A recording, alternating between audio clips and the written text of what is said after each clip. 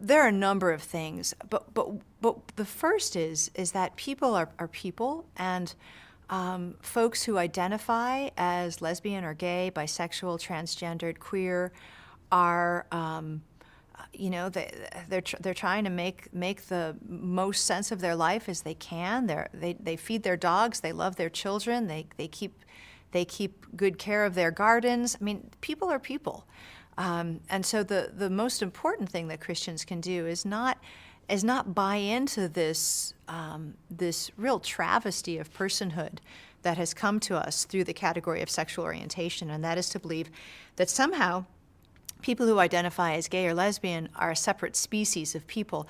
There's one category of personhood. A person has a soul that will last forever, is an image bearer of a holy God. So even when we meet people who are reflecting that image badly, and I think it's fair to say that we all would be considered that person, we still must see that person as an image bearer of a holy God.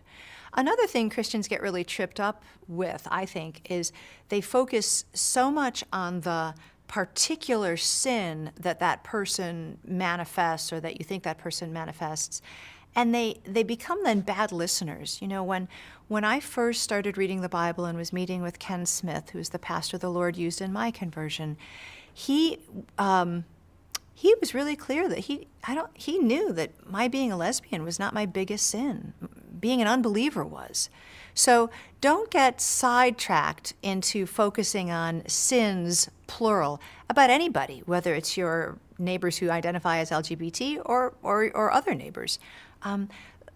Get to know people well enough to know what's really the issue. You know, everyone has a longing for those things that eternal souls need. And the Word of God is the only food, and the person of Jesus Christ is the only friend for all of humanity. So don't get sidetracked with how people are presenting themselves or how they're identifying. That's not helpful, and it's not even kind. Another thing you might want to think about, too, is that before you focus on the specifics and on the consequences of original sin, a really helpful thing to do is to really just share worldview. When people get together and they talk, it doesn't hurt to say, well, you know, this is why Christians think the way they think. We believe that all people are distorted by original sin. Me and you and everybody else, and we're all distorted differently.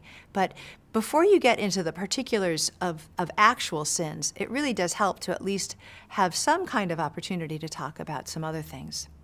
And there's only one way to do that, and that's to actually have time with people, to not be afraid to linger with your neighbors, and to not be afraid to have a particular household that encourages people to come and share their lives